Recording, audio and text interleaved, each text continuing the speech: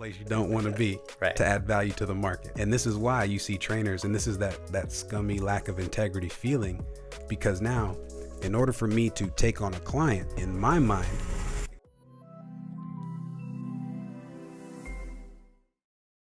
What's going on, everybody? Welcome to our YouTube channel. If you have not had a chance to check out any of our content yet, we are the Fitness to Freedom Academy, and we're here to just give you guys some value and show you guys how you can create a really, really good living changing people's lives. So Jason, my man, today we're talking about such a huge topic surrounded around price points. Talking about why they matter. We're gonna go deep. Come on. Oh, we're going there. We're going there. Today's unscripted, by the way. So guys, we're just gonna go raw and real today. Let's talk price. First, to open things up, it's understanding the mindset of a person that is building a business. You know, the more calls that me and you are doing, it seems like a lot of personal trainers feel a lack of integrity in charging what they're worth. We're more focused on the dollar sign, as just looking at it for face value, rather than thinking about how can I give enough value to over deliver and charge that. I really think it's really just a lack of knowledge in how to deliver. For example, right, what me and you are seeing, Jason, is a lot of people are charging like $500-$600 for coaching, right? Whether you're in person, online, for like 90 days, right? Months. Yeah, that's rough, right? I think if you see yourself as a person that I'm only willing to kind of do this part-time and I just want to do the bare minimum where I'm only able to deliver that much, then I think that's fair. Being able to see like, I can only give you this amount of time and that's not really worth a lot, so I'm gonna under-deliver. That is actually respectable. I can respect that. However, if you're like, hey, Jason, I'm struggling financially and I know that you're a really good trainer. You're a really good trainer. I'm trying to emulate you and be that kind of person that can influence, can impact, right? But I don't know how to deliver that, but I know what I'm worth. How could I justify having a 6-month program where I charge $4,000? Jason, if you can just speak into that, man, like what do these trainers need to know? Like how can they do that and not feel like they're integrity violators? It starts with the mindset of the person, like you said, especially in this space. And this is kind of a universal challenge for business owners, not just fitness business, but especially when I'm younger or newer to a space. How do I determine the value of what I have? And typically, at least in my experience, talking to younger trainers, usually, or any younger business person, it starts with their mind in that, how do I determine my price? Well, here's what I have paid, or here's what I'd be willing to pay, or here's what I can afford to pay. So now it's about me. So again, back to me, the place you don't want to be to add value to the market. And this is why you see trainers, and this is that scummy lack of integrity feeling, because now, in order for me to take on a client, in my mind, because again, this is perspective, it's how I think, and I don't know what I don't know, I'd be willing to pay X dollars to get this result, which is the result I can give. Let's say I'm a fitness coach and I want to be known for abs. I help people get abs. So I have an ab program, or I can help people get fit. But this guy on YouTube or Facebook who spends $20K a month in marketing ads for his program, he charges what I see $1,000 or something. And so I think, I would never pay $1,000 for that. And I do that. So maybe I can take his clients by charging $500. And then they're like, oh, he charges $1,000 a month. Well, I'll charge $500 and give you 2 months. And so now they're just devaluing not just themselves, but the industry. Wow. Because now, again, what are you training your people to do? Because other people see his $1,000 ad too. And they're like, they can probably get good results from this. But then they see you and you're like, oh, hey, I have a $500 program. I help you get abs. And they're like, oh, well, this is way cheaper. But you don't have a process. You don't have a system. You don't have coaches in place for accountability. You don't teach mentorship. You don't even have proven results. And not to say you can't, but to say what we've seen is the people that usually come in, undercut the market, they don't deliver. And a lot of that comes from the mindset of what they're teaching, because you've devalued the market. So the person you just sold, the deal you won, is a less valuable deal than it otherwise would have been. Wow. In other words, they're looking at this as a lower, like, I got a deal. The commitment is not as necessary. Yeah. If that makes sense. The very first thing to touch on is really mindset. You're talking about charging a price based off of what I'm comfortable with, based off of decisions I would make. or what I've seen. I went to the gym and this trainer charges $20 an hour. So why would I charge? And that's a really good trainer. Right. I mean, look at his body, look at his experience. He works at LA Fitness for 24 hours. Yeah. If he charged 20, I can't charge 30. I'm charging 10. And so now that person that thought 30 was a lot, you're charging 10. Now you're telling that community, no, there's a cheaper price. There's a cheaper way. Yeah. And so now, because of your unhealthy mindset around money, you are letting that interfere with people's decisions and allowing them to slip into, or not slip into, but continue living a life where they're limited with their mentality and their spending. And so you're just feeding into it. And this is the danger. What it does is create a hyper-focused loop in the industry. Because then what do you see? So good. You see other new guys who are not from this space, but they maybe are a marketer or they have an internet background or a communication background. Yep. And so they'll put these ads out. But now what do they have to do? I got to undercut the price. And not to say they don't care. There may be some people out there intentionally doing wrong, but I believe in a majority of the sense, in the business world, the fitness space, most people really want to help. So what I think it comes down to, like you said, lack of knowledge, lack of understanding. Ignorance on fire can be fun, but it can be very dangerous, right? You got to learn how to play to your advantage. Yeah. So like when you take on a new client and they're super excited about their fitness program, like, yeah, I got a coach, I'm going to get my supplements, I'm going to get my body right. That's ignorance on fire. They don't know what they don't know, but they're super excited. And that's going to be good to get them in the gym. But what happens in 6 weeks when they're like, oh, they're feeling it and they're sore and they don't want to get up at 5 again and I've got to work and my husband or my wife is stressing me out or the baby was up all night. You need to have accountability, a mentorship. You need a success model to help walk people through. Again, what happens when you devalue that is you create this hyper loop of people who come in to undercut. The value goes down because the fulfillment is not there. And so the prices continue to go down. Wow. And now you're training a market to look continuously. Well, if this guy offers it, I know someone else is going to offer it cheaper. Doesn't mean better, to your point. When I'm a Jillian Michaels and I have 1 million people following me and I put out a $13 program, there's a difference there. I can make a couple million and it's like, oh, that makes sense. But when I'm brand new, Chelsea loves fitness and I'm like, I'm going to charge what Jillian charges. Here's my $13 program. And you're like 3 months later, I can't pay my bills, coach. What do I do? And I think a lot of that has to do with the unrealistic expectations. How many coaches do we talk to that are barely making ends meet? Right. Making $2,000 a month. If you are fine with that, then that's you. But if you're like, Eric, I want to make $100,000 every month, I'm like, it's possible, right? You absolutely can, but not with the way that you're going. And it all starts with your mindset when it comes to money. Yeah. If you have a poor relationship with money and you don't understand what investment looks like, you're never going to scale. And you can tell right now if that's you by thinking about the last time someone offered you something versus the last time you bought something. Yeah. Wow. Right? Yeah. When people think like everyone spends money every day, right? I get in my car, I go put gas in it, I go to the store, I buy the outfit, I go out to eat, I get the dinner, whatever. Like people are spending money. Yeah. But the last time someone offered you an opportunity, how did you respond? Wow. Because you love to go buy the shot at the bar. Right. But when someone offers you coaching and you're like, whoa. Yeah. Level up my life for $10,000? No, learn how to make $100K? What are you talking about? No, where's the free options?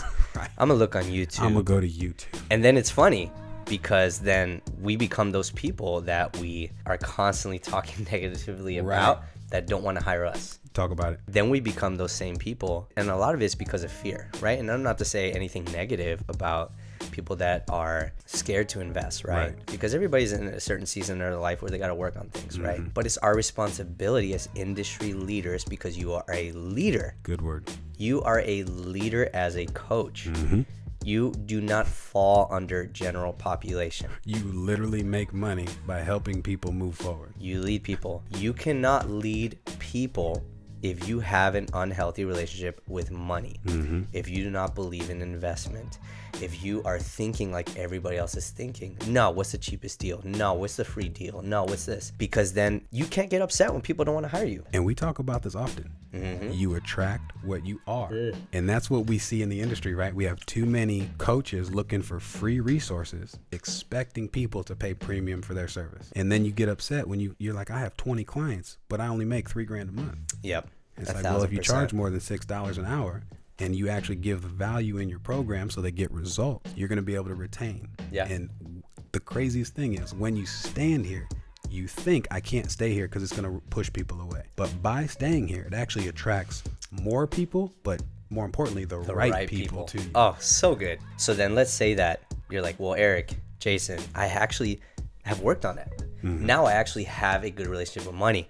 I understand investment. You know, I've done this, I fixed that. Now my program is, you're going to see a common one, right? And I'm not saying this is the way to do it. I'm just saying a common one in the industry is like $1,500 for a 3-month program. That's something that's common, right? It's a good place to start if you can deliver that. So now people are like, I have that, right?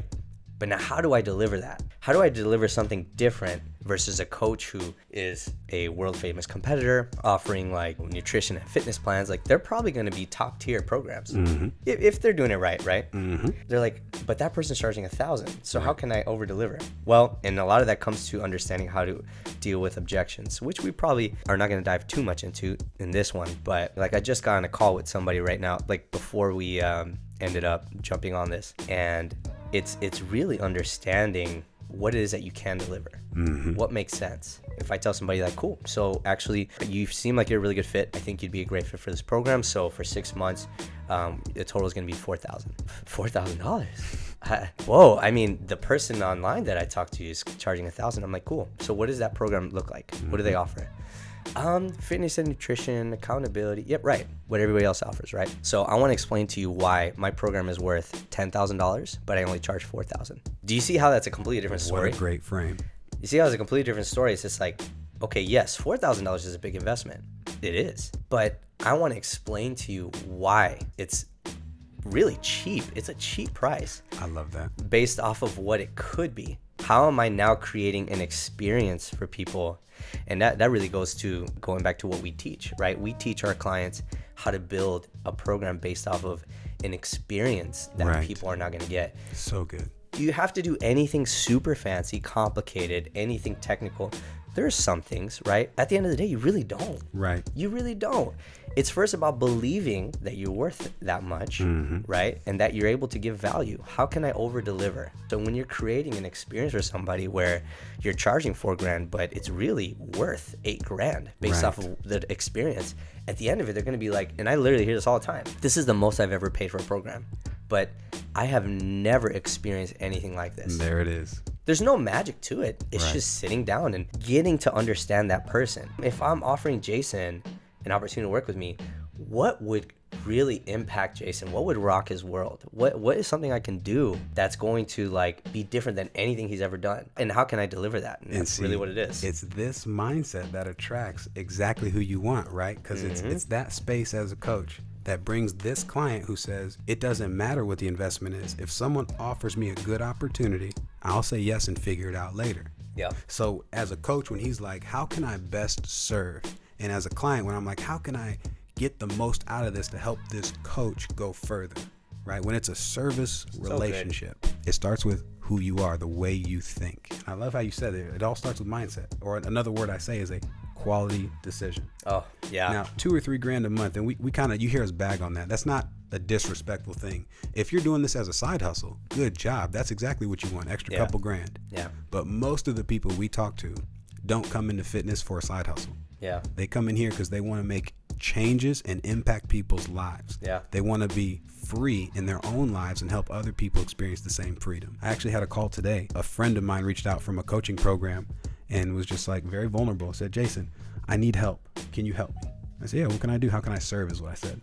And she says, I'm trying to find my why. I'm really close. Wow. But can you help me? I said, well, tell me what you're doing and why you're doing it. And so at first it was very surface. Well, here's what I'm doing. I'm trying to find my why so I can help deliver this message to my people. And I said, what's your business? And she said, I help people make, manage, and multiply their money.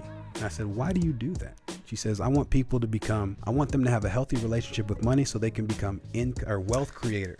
Wow, I already know where you're going with and this. just to this point, it's right. It's being So present good. to stay in the moment with the people. And I watched you do the same thing with the client you were just talking to. As a coach, for you, it's going to be the same thing. And I love what you said about, again, pricing programs. If I don't know what I should charge, but I know that I need to get out of my head, because what I know, what I think doesn't matter. It's what the market tells me. Wow. That's ultimately why you build a business, right? Yeah. To listen to it tell you how to make you rich or wealthy or whatever your goal is. So if I put this out in the market, I just go, look, what is the market paying for right now? Yeah. Oh, everyone has a fitness, nutrition, online program. Yeah. Well, I know off top I could duplicate that, but that's not unique. That's not special. Yeah. So the next doing step everything that everybody else is doing. Right. What's everyone else doing? Yeah. From there, ask yourself the simple question: what are they not doing that people want? Wow. And then go do that. Yeah. What are they not delivering to people that people want? Go deliver that. Mm-hmm. What are they not offering or sharing or giving people an opportunity for? And just do the one thing. Now, the other side of that is, again, you come in, you got a $4,000 program, but how do I make it worth $8,000? Well, let me go look at some $8,000, $10,000, $12,000 programs and see what they offer and what can I add into mine, even if I don't change the price. So good. Right. So just some food for thought. Tacking onto that really kind of brings us to our last point that we'll spend like a minute talking on, and that's actually addressing the guilt that we see a lot of trainers have, like, for making a good living every month. There are trainers that we find that they're like, okay, I'm delivering, I'm seeing what my cost is, right? Let's say like Jason, I did the math. I did what you said. I looked at what those programs cost. I've hired coaches. I see what's needed. I'm listening to what people are asking for. I'm delivering it, right? Now I'm making $30,000 consecutively every single month and have all these people. Now I feel guilt for taking in that much money. By the way, everybody in business goes through it. Right. You're not alone. There's the, what is it called? The imposter syndrome. Imposter syndrome. Or feeling like a fraud. Yeah. Everybody goes through it. It's almost like this guilt, especially for the people that money comes too quick. Mm-hmm. So me and Jason, have been a little fortunate where we've gone through quite a bit, but we hit a point where we started making a really good living. I don't know about you, but I've questioned it sometimes. I'm like, man, like, should I even be offering this? Like, there are people that are struggling with all these things financially, especially during the pandemic, post-pandemic, and I'm making such a really good living. And you remember my story. I shared it live for the first time, but like sneaking into churches in the middle of the night to leave envelopes of cash because I feel so guilty about what I'm doing and the way I'm doing it. Right. Absolutely. The mind you have around money has to shift. Wow. If you're hearing that and you're like, I don't agree with that, that's the evidence that it needs to. And if I can be open, you really want to think more of a fluid space around this. Why do they call money currency? Because it flows. There's a current to it. And what I find is either people who don't have or people who have a lot and feel guilty, usually it comes back to that relationship. They're trying to hold or keep. It's back to self as opposed to letting things flow. Now, the other side is from the peace of mind, understanding if I have emotional attachment, like there's an energy around money, money is my master. Wow. Whether I acknowledge it or not, if there's an emotional response that I have to money, money is a master over me. And if that's the case, all that means is I haven't mastered money. The order is out. If the order is out, I need to go backwards, right? What's the structure I have in place? Or before that, what's the culture I have in place? Or the relationship with this thing? Or before that, where it starts, identity. That's exactly what happens. Something I think that we definitely want to encourage any of our viewers or listeners is to really, really look into that. Am I allowing money to drive my life? The fear of spending money, the fear of making money, the fear of allowing money to flow through my life, and getting out of this sense where talking about money has to be a scary thing, right, is a scummy thing, you know, and kind of allowing yourself to be vulnerable and question those things. And I think until you do that, you're going to constantly find yourself in the same place where you're scared to move. Yeah. And we know the saying, scared money don't make money. Yeah, 100%. Well, I appreciate you guys so much for listening. I hope this was beneficial for you guys. If you have any comments, anything that you want to add that impacted you, please put it in the comment section. If you're listening to our podcast, we definitely want to hear from you to see if you were impacted. And of course, you know, watch our live content so that way you can be a part of what we're doing, because we want to raise up industry leaders within the fitness community, because it is needed. And remember, you guys as coaches are needed to start changing the world. So make sure you guys stay on our content. We'll see you guys next week. All right, Coach Nation.